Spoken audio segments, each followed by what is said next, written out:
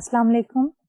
आज आपकी मुलाकात डॉक्टर तलत अफजा से मनी एंड बैंकिंग के 43rd लेक्चर में हो रही है। Now basically our today's lecture is a continuation of our previous topic with an added dimension.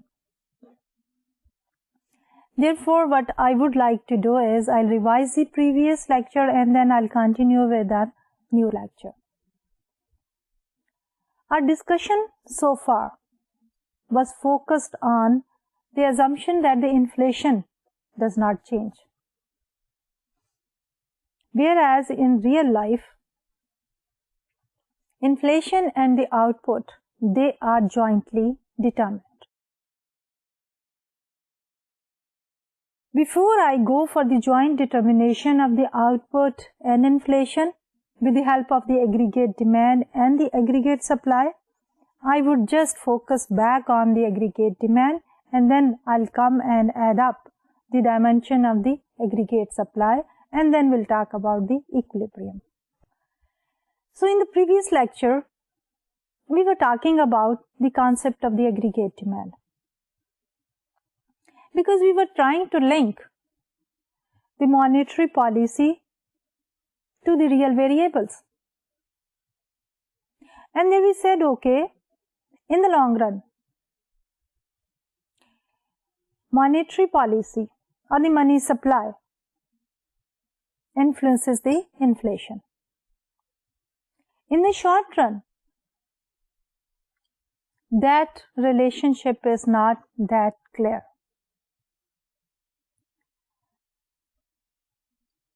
And then when we were talking about the money and the impact on the aggregate demand, we basically said our aggregate demand has 4 components: consumption, investments, government purchases, and net exports.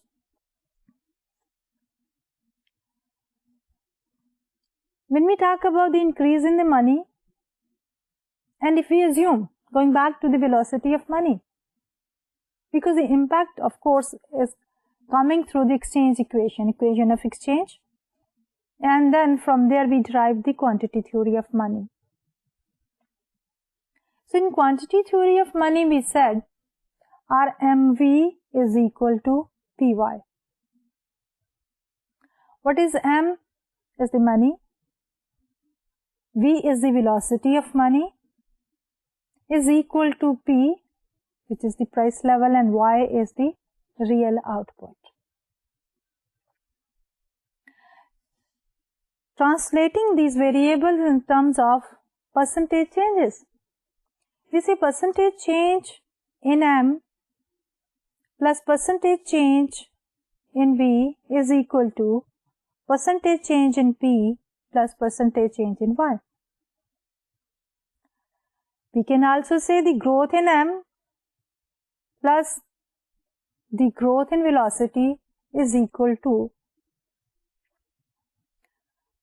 inflation, increase in inflation, because growth in price level is the inflation, plus the growth in real output. And then we said in the short run, we can assume velocity is held constant. So we can say percentage change in V is equal to 0. And then on the other hand of the equation, or the other side of the equation, we can also say the percentage change in Y is 0. So we are left with the growth in M is equal to change in inflation. And that relationship is a positive relationship.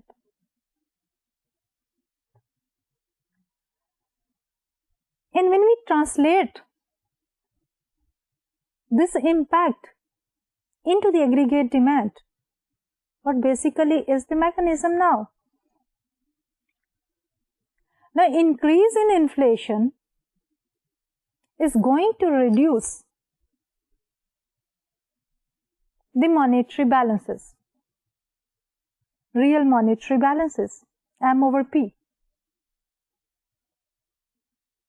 or the purchasing power of money. When the real balances they decline, or what we can say, the purchasing power of the money decreases, what happens? The aggregate demand has to go down. That is the one mechanism through which our aggregate demand is related to the inflation. Then we say there is another mechanism,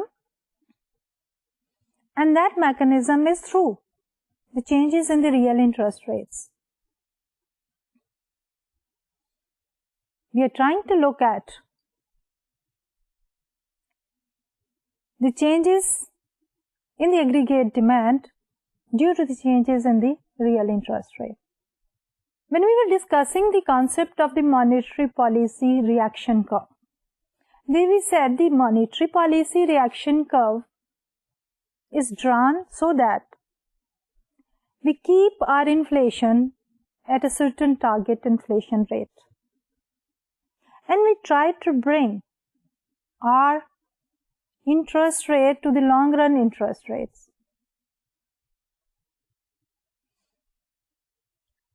Any increase in the target inflation is going to shift the monetary policy reaction curve to the right, whereas an increase in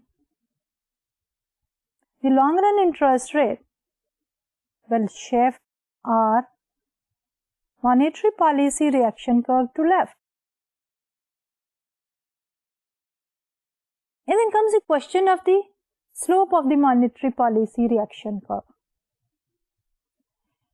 The slope of the monetary policy reaction curve measures the responsiveness of the monetary policy makers to a change in inflation for adjusting the nominal interest rate and therefore influencing the real interest rate.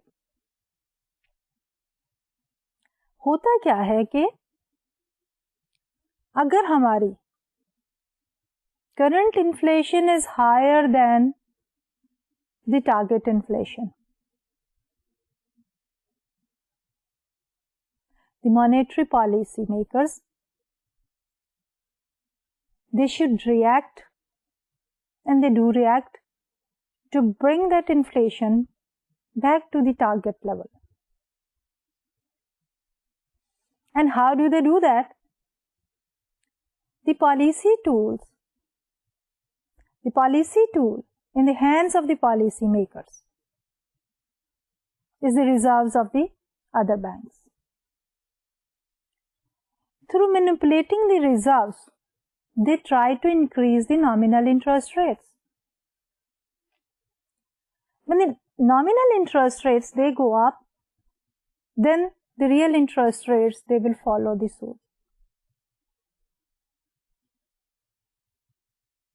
Now, if the policy makers they are very responsive to the changes in the inflation or the deviations of the inflation from the target inflation, and they immediately try to adjust the interest rates,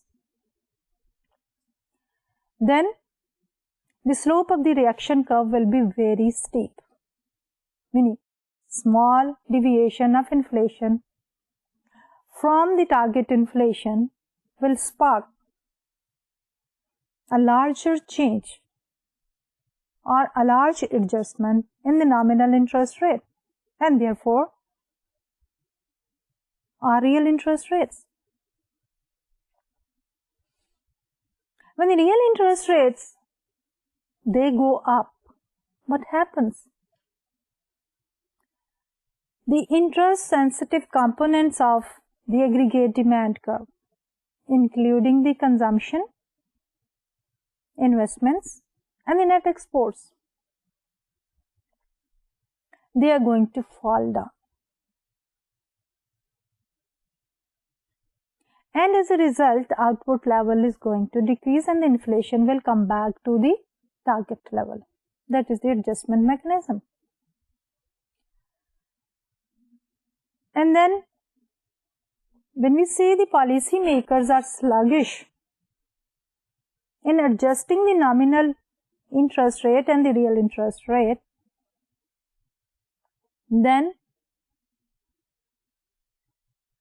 what is going to happen? The monetary policy reaction curve will be flat.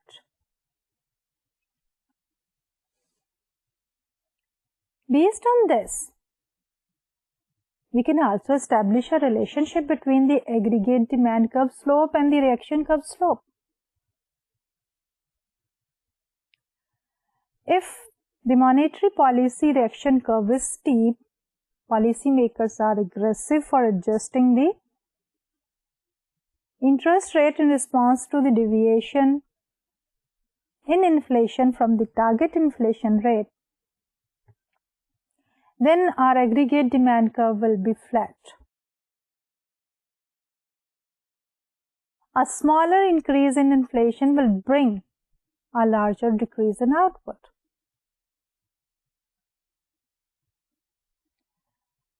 On the other hand, when our reaction curve, monetary policy reaction curve is flat, they are sluggish, then our aggregate demand curve will be steep. When talking about the aggregate demand curve itself, we said our aggregate demand curve is a downward sloping curve. When we take the inflation on the y-axis and when we take the output on the x-axis. So inflation and the output, they are negatively related.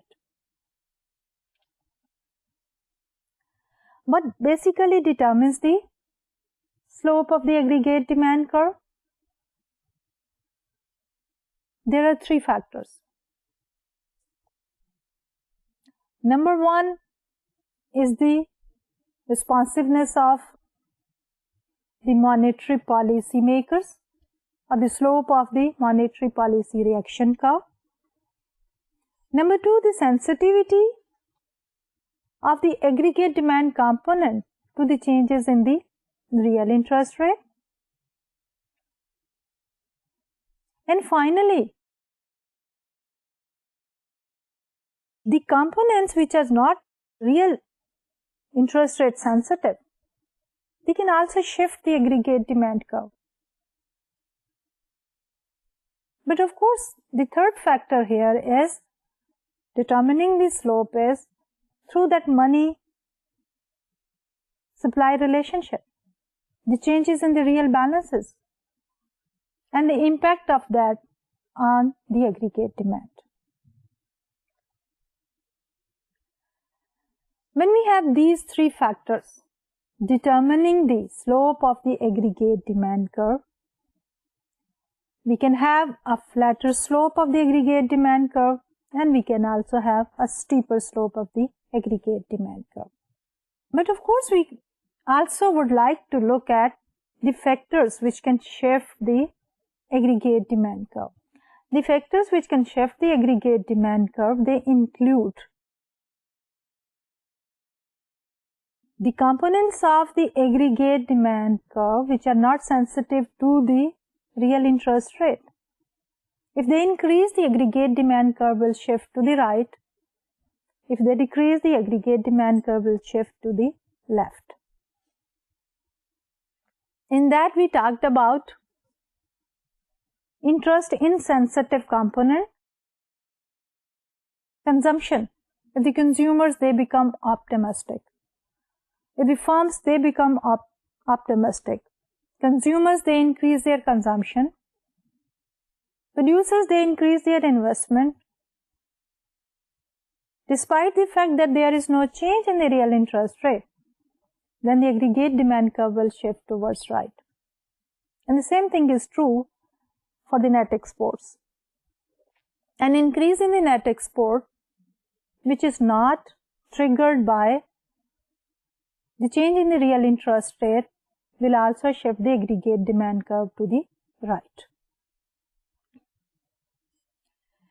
Then there are the components of the aggregate demand curve which are not interest sensitive. The government purchases, for example. Increase in the government purchases will shift the aggregate demand curve to the right, whereas a decrease in the taxes will result in increase in our disposable income and increase in the profits of the companies. As a result, leading to increase in consumption and investment and shifting the aggregate demand curve to the right. Then, of course, the reaction of the monetary policy makers. If monetary policy makers, they increase their target inflation, shifting the monetary policy reaction curve to the right, that will result in shifting the aggregate demand curve to the right.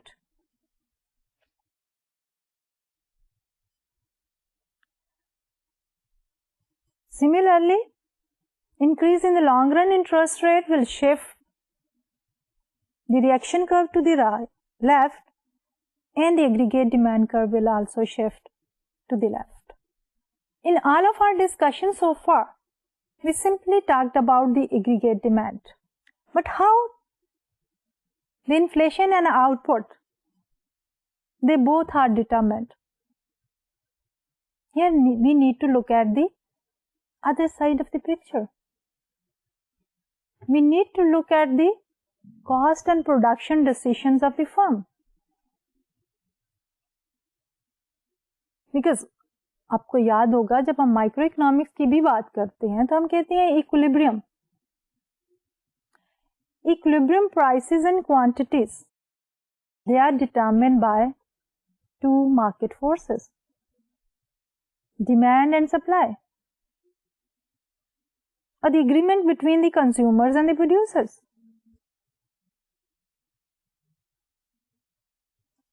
Same thing is true when we are talking about an economy, and we like to talk about the determination of the inflation and the output. So we need to discuss the aggregate demand, and we also need to talk about the aggregate supply. We have covered the aggregate demand side of it. Therefore, now we are shifting to the second component, which is the aggregate supply. So the aggregate supply curve tells us where on the aggregate demand curve the economy will end up, explaining the relationship between inflation and real output in the process.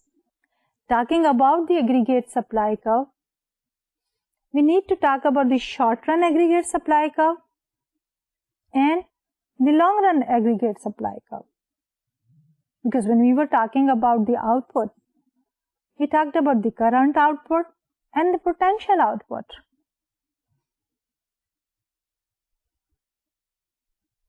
On the same argument, when we are talking about the supply, so we need to talk about the short-run aggregate supply and the long-run aggregate supply curve.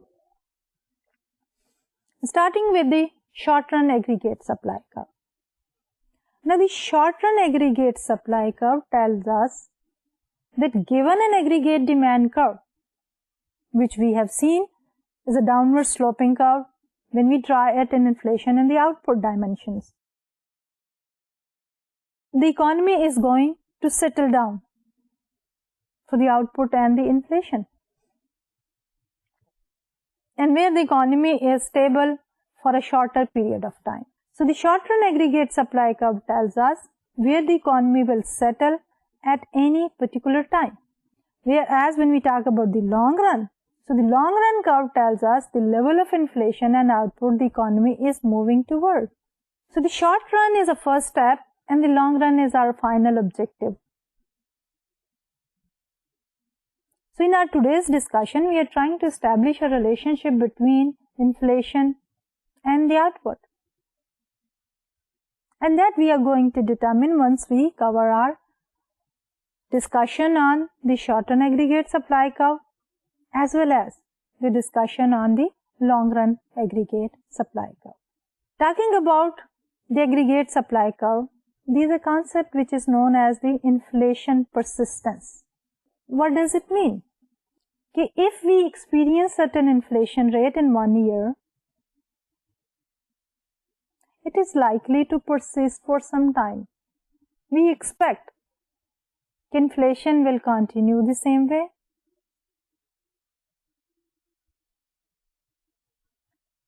And we need to talk about what are the reasons, and inshallah we are going to discuss that. So we say inflation tends to change slowly. When it is low 1 year, it tends to be low the next year. And when it is high for 1 year, it tends to be high the next year. Exceptions are always there, but for a normal, smooth,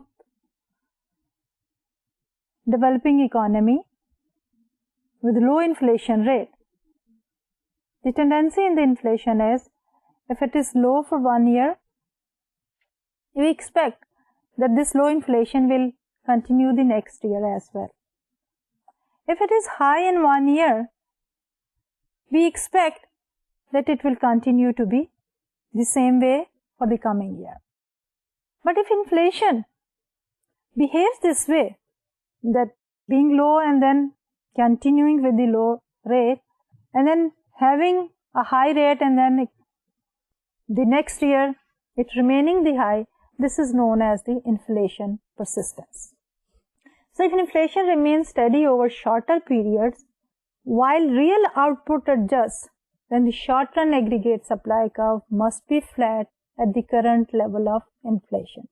So if we have this tendency of inflation persistence, that for some time if inflation is stable, then what is the second component? The output. So the adjustment takes place in the output, and that happens only in the short run. In the long run, we talk about the determination of inflation and output both. But for some time, if inflation remains steady, then the second component, the output, has to adjust. So when we talk about the shape of the short-run aggregate supply curve, then it must be flat at the current level of inflation, whatever it is. So all of this discussion, and especially the inflation persistence, is relevant to the developing economies and normally with the low level of inflation. So talking about the inflation trends in Pakistan, so we have shown the data in the form of a graph on this slide. So this slide has inflation statistics of Pakistan for the decade of 90s and going up to 2005-2006. We started with the decade of 90s with a double-digit inflation, remaining almost double-digit for the entire decade of 90s with the exception of the last 1 or 2 years. Then we experienced a decline in our inflation, and again it picked up, and now we are expecting again a decline in our current inflation rate. But when we look at the shorter, because in this inflation statistics, we are talking about a long run where the inflation changes, the adjustment takes place both in inflation as well as output. But when we talk about the short run, normally we are talking about inflation over period of months, weeks. Their inflation tends to be persistent. When it is persistent, what we see that at a current level of inflation, the output has to adjust. Now, inflation is persistent for two reasons. First, when people, they look at the inflation and they expect inflation to continue. There is certain inflation prevailing in an economy, and people expect that this inflation will continue. They adjust their wages and prices. The adjustment in the wages and the prices are as per the trend in inflation. For example, Suppose if people expect inflation in the near future, what they are going to do? They will increase their wages and prices accordingly. Let's take a small example. Say you have a small unit of shoe manufacturing. If you expect the inflation will continue and the current inflation rate, let's suppose, is 4%, you will be increasing the prices, current prices, 4% for the coming time period. Same thing the other shoe manufacturers will be doing. They will also be increasing their prices by 4%. From the laborer's point of view, they will also expect an increase in the wages. And they will be asking for the same 4% increase in their wages. So overall, we'll continue with the same 4%, and this will contribute towards the inflation persistence. This is one reason why the inflation is persistent. There is another reason, and that is the adjustment in the prices and the wages. All of these adjustments, they do not take place at one point in time. The adjustments are staggered. Maybe your competitors, they adjust the prices first and then you follow, vice versa. Same thing is true about the wages. So the price adjustments are staggered. They do not occur at the same time and they do not fuel to the inflationary trend. So we have price and wages adjustments are staggered, and this slow down the adjustment process, causing persistence in inflation. If we take our shoe example again, maybe the competitors, they increase the prices first. After a few weeks or so, another competitor adjusted, and you adjusted the prices and wages in the end. So this staggered adjustment in the wages and the prices slows down the adjustment process, and therefore inflation persists for quite some time at the same rate. Now we talk about the short-run aggregate supply curve. The fact that inflation is persistent means that it is fixed in the short run. So the short-run aggregate supply curve is horizontal at the current level of inflation. Why we were talking about the concept of the inflation persistence? Because it has an important role to play for the aggregate supply curve, which is the short-run aggregate supply curve. In the long run, inflation does change. Output and inflation both are jointly determined. But over a shorter period of time, in the short run,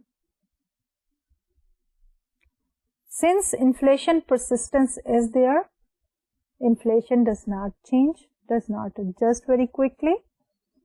We get a horizontal short-run aggregate supply curve as reflected on this slide.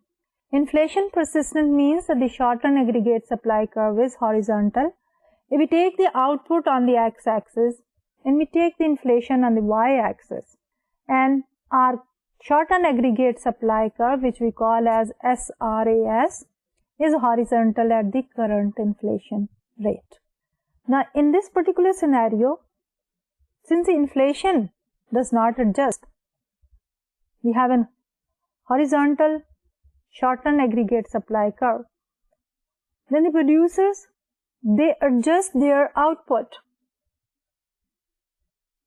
keeping in mind the current inflation rate. Over periods of several years or more, inflation does change, shifting the short-run aggregate supply curve up or down. over a short run period, by people I mean the manufacturers and the firms, they make adjustment in their output. But over a period of several years or more long run, inflation does change. Therefore, we experience a shift in our short-run aggregate supply curve, upward or downward. Now we talk about the shift in the short-run aggregate supply curve. Before analyzing the shifts, let's look at the reasons. What are the reasons for shifting the short-run aggregate supply curve? There are two reasons why the short-run aggregate supply curve can shift. Number one, the deviation of the current output from the potential output. पहले भी हमने बात की थी कि हमारी current output अगर potential output से ज्यादा हो जाती है, we experience an expansionary gap. हमने ये देखा था कि एक्सपेंशनरी गैप में हमारी इन्फ्लेशन जो है that increases. Conversely, if our current output level is below the potential output level, we experience a recessionary gap. And during a recessionary gap, our inflation goes down.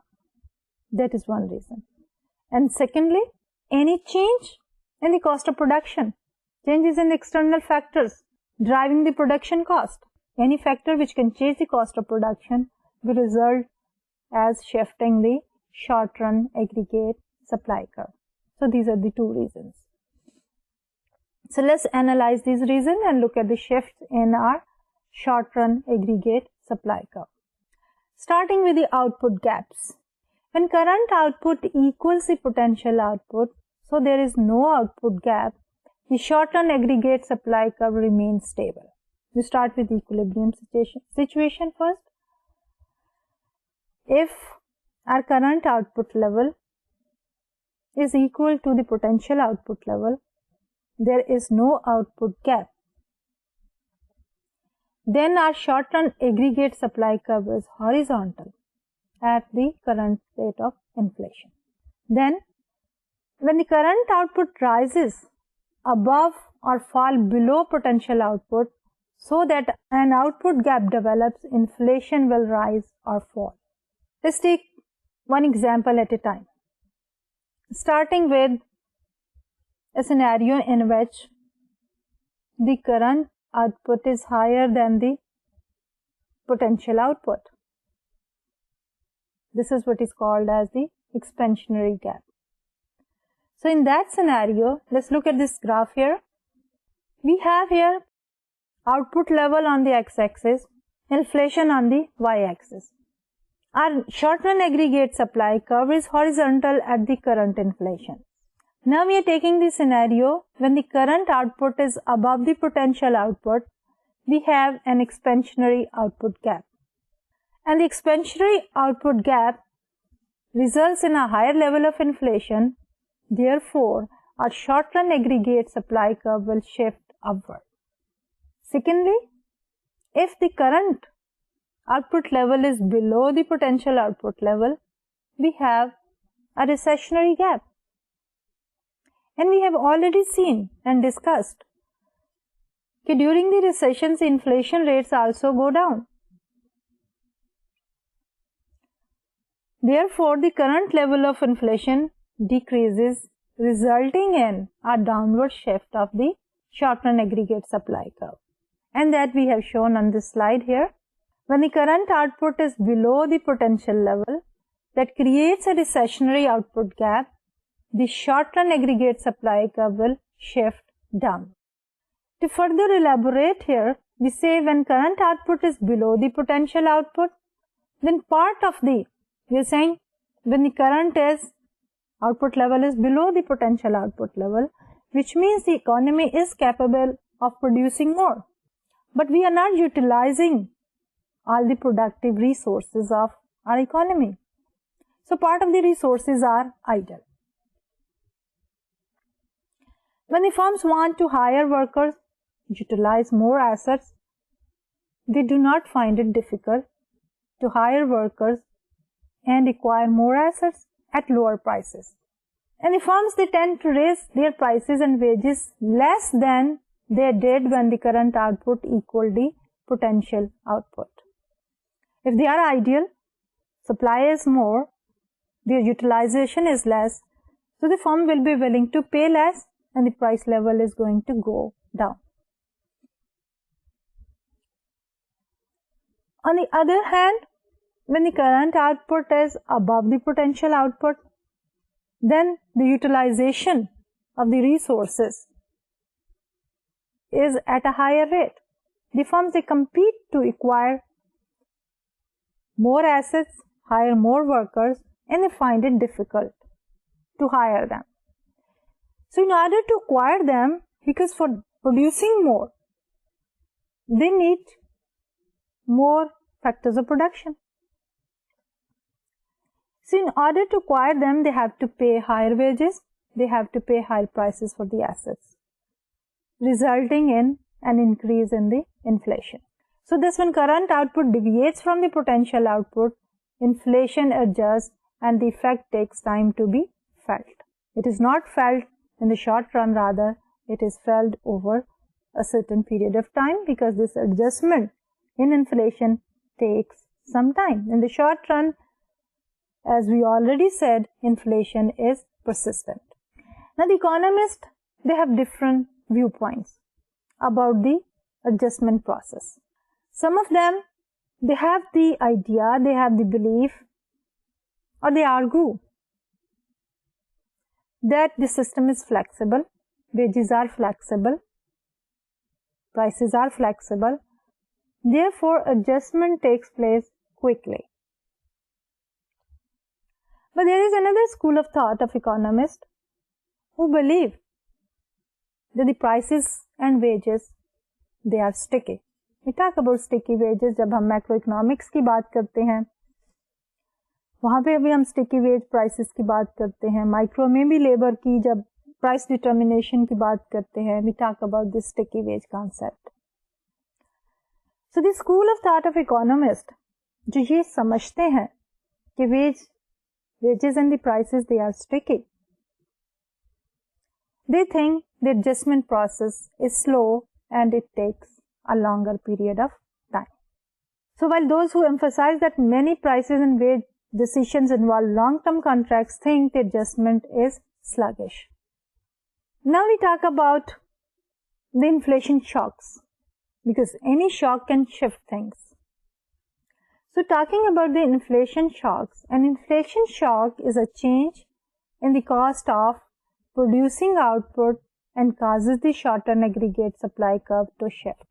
हमने कहा था कि दो वजहें हैं for shifting the short-run aggregate supply curve. एक वजह थी output gap की, जिसमें हम बात कर रहे थे expansionary and contractionary gap and the adjustment of the inflation, and therefore the shift in the short-run aggregate supply curve. तो अब हम बात कर रहे हैं second reason for the shift in the short-run aggregate supply curve. अब उस second में हम बात करते हैं कि any increase in the cost of production can shift the aggregate supply curve, और उसको हम inflation shock के context में बात कर रहे हैं. So an inflation shock is change in the cost of producing output and causes the short-run aggregate supply curve to shift. This can be the result of changes in the cost of raw materials or labor, or as is most common, a change in the price of energy. यानी हम cost of production की बात कर रहे हैं, we are talking about the cost of the factors of production, then labor, machinery, capital. Normally we talk about 4 factors of production. लेकिन अगर हम प्रैक्टिकल लाइफ में देखें तो हमारे पास आजकल एनर्जी प्राइसेस जो हैं, they play a very important role in most of the production processes. तो जब एनर्जी प्राइसेस बढ़ती हैं या कम होती हैं तो हमारी कॉस्ट ऑफ प्रोडक्शन जल्दी बढ़ती और कम हो जाती है, and it is very common. तो उसकी वजह से क्या एडजस्टमेंट होती है और किस तरह हमारा जो है वो short run aggregate supply curve जो है वो शिफ्ट करता है। A positive inflation shock causes the short run aggregate supply curve to shift upward, causing inflation to rise. What we mean by the positive shock? It means if we take the example of the energy prices, petroleum prices, an increase in the petroleum prices definitely increases the cost of production. और जब भी cost of production बढ़ती है तो producer क्या करता है कि what ever pricing strategy the producer is using, cost of production के बढ़ने के साथ the impact will be on the final price of the product. The price of the product will go up, and if हमारी energy जो है it is being used in the production of so many goods and services, तो overall हमारी price level जो हैं वो बढ़ जाएंगे एंड देयरफॉर हमारा इन्फ्लेशन बढ़ जाएगा, और इन्फ्लेशन के बढ़ने की वजह से हमारा short run aggregate supply curve will shift upward. और इसको हम कैसे शो करेंगे? We have shown it on this particular slide. Inflation on the Y axis and the output on the X axis, a rise in the labor cost, the price of raw materials, or the expected future level of inflation creates an inflation shock that shift the short run aggregate supply curve upward, causing inflation to rise. अब इसमें हमने सारे factors की shocks को एक ही curve में reflect किया है। अभी हम डिस्कस कर रहे थे एनर्जी शॉक को। एनर्जी की प्राइसेस बढ़ने की वजह से कॉस्ट ऑफ प्रोडक्शन बढ़ेगी, प्राइस लेवल बढ़ेगी, इन्फ्लेशन बढ़ेगी, हमारा short run aggregate supply curve बढ़ जाएगा। सिमिलरली शिफ्ट करेगा अपवर्ड। सिमिलरली अगर हम बात करें increase in the price of raw material, increase in the wages, ये सारी जो चीजें हैं ये क्या करेंगी?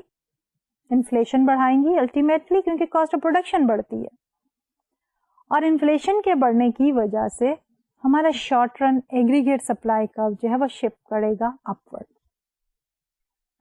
There is one more element and that is expected inflation. अब लोगों का जो करंट इन्फ्लेशन है उसकी बेसिस के ऊपर और पास्ट एक्सपीरियंस विद इन्फ्लेशन जो है, लोग जो है they try to forecast the future inflation rate. अब future expected rate of inflation जब बढ़ता है तो उसकी वजह से भी करंट इन्फ्लेशन जो है वो इंक्रीज होती है, क्योंकि लोग हो सकते हैं कि करंटली ज्यादा परचेजेस करना चाहें, क्योंकि फ्यूचर में एक्सपेक्टिंग कर रहे हैं कि prices will go up further, और करंट जब परचेजेस ज्यादा हो जाएंगी तो that will create an increase, bring an increase in inflation. तो एक्सपेक्टेड रेट ऑफ इन्फ्लेशन के बढ़ जाने की वजह से भी हमारी करंट इन्फ्लेशन बढ़ती है, आज जिसकी वजह से हमारा short run aggregate supply curve जो है it is going to shift upward. अब यह सारे के सारे फैक्टर जो हैं ये हमारे short run aggregate supply curve को शिफ्ट करते हैं। अब हम बात करेंगे the other aspect of the supply curve which is the long run supply curve. In the long run the economy moves to the point where current output equals the potential output while inflation is determined by money growth. ये अभी हम जब बात कर रहे थे monetary policy and related issues, तो उसमें हमने ये बात की थी कि लॉन्ग रन क्या है। Long run is a time period जिसके अंदर हमारी current output is equal to the potential output, और हमारी इन्फ्लेशन जो है वो डिटरमिन होती है मनी ग्रोथ के साथ। it is linked with the money growth. The long run aggregate supply curve is vertical at the point where current output equals the potential output. इसलिए जब हम long run aggregate supply curve की शक्ल की बात करते हैं, शेप की बात करते हैं, तो क्या होगा? It's going to be the vertical line where our current output is equal to potential output. There is no difference between the potential and the current output. So let's look at the long run aggregate supply curve. So here we have drawn both the long run and the short run aggregate supply curves. The long run aggregate supply curve is vertical at the point where current output equals the potential output. So we have taken the output on the x-axis and the inflation on the y-axis. At the current rate of inflation, our short-run aggregate supply curve is horizontal. In the long run, at the potential output level, our long-run aggregate supply curve is vertical. So I think that much is sufficient for today. We have just introduced the concept of the long-run aggregate supply curve, and we have discussed fully the concept of the short-run aggregate supply curve. But before we say goodbye to each other, let's revise what we have discussed today. तो आज हम बात कर रहे थे aggregate supply curve की. Having discussed the aggregate demand curve, हमने ये कहा कि हमारा आउटपुट किस तरह डिटरमिन होती है. तो there we needed the other side, the supply side. तो सप्लाई साइड में हमने ये कहा कि हमें ये बताएगा short run aggregate supply curve कि हमारी एग्रीगेट डिमांड कर्व के ऊपर किस पॉइंट के ऊपर हमारी आउटपुट जो है वो डिटरमिन होती है. उसके लिए हमने पहले short run aggregate supply curve को डिस्कस किया, लेकिन उसकी डेरिवेशन, उसकी शेप से पहले we talked about the concept of the inflation persistence. हमने कहा कि what is inflation persistence. We said over a short period of time there is a tendency for the inflation to remain stable. अगर वो लो है तो वो कुछ अर्सा लो रहेगी, अगर वो हाई है we expect it to remain high. So this is the concept of the inflation persistence. हमने कहा what are the reasons for the inflation persistence, and we talked about two main reasons. एक हमने ये बात की कि हम अपनी wages and prices को adjust करते हैं at the current inflation rate. और जब wages and prices adjust हो जाती हैं तो हमारा वही current inflation rate for some time जो है वो continue करता है, and सब लोग हमारे competitors भी उस ट्रेंड को फॉलो करते हैं. दूसरी उसकी रीजन ये है कि हमारी wages and the price adjustment जो है एट ए टाइम नहीं होती. वेज एंड प्राइस एडजस्टमेंट जो है दे आर स्टैगर्ड. कोई अभी करता है, कोई कुछ टाइम के बाद, एंड कोई उससे भी लेट. इसलिए हमारी इन्फ्लेशन एडजस्टमेंट का प्रोसेस स्लो एंड स्लगिश होता है और इन्फ्लेशन प्रिवेल करती है for some period of time at the same level. Having said that, we said let's look at this shape of the short run aggregate supply curve, and then we said कि हमारा जो short run aggregate supply curve है at the current rate of inflation it will be horizontal. हमारे producers जो हैं they will adjust the output keeping in mind the rate of inflation. Inflation in the short run does not change. And then we said there are certain factors which can shift our short run aggregate supply curve. Included in that was we talked about कि हमारी inflation expectation shift कर सकती हैं, उसकी वजह से short run aggregate supply curve shift करेगा. Cost of production के बढ़ने कम होने की वजह से हमारी इन्फ्लेशन जो है वो बढ़ जाएगी, कम हो जाएगी, और इस हमारा short run aggregate supply curve भी बढ़ेगा और कम हो जाएगा। And finally we talked about the long run aggregate supply curve. In the long run aggregate supply curve we said हमारी आउटपुट जो है that is at the level of potential output in the long run. Therefore हमारा long run aggregate supply curve जो है वो vertical होगा at the potential output level. So इंशाल्लाह अगले लेक्चर में using the short run aggregate supply curve and the long run aggregate supply curve, we are going to talk about the determination of the output and inflation simultaneously. तो आज के लिए इजाजत दीजिए। अल्लाह हाफ़िज़।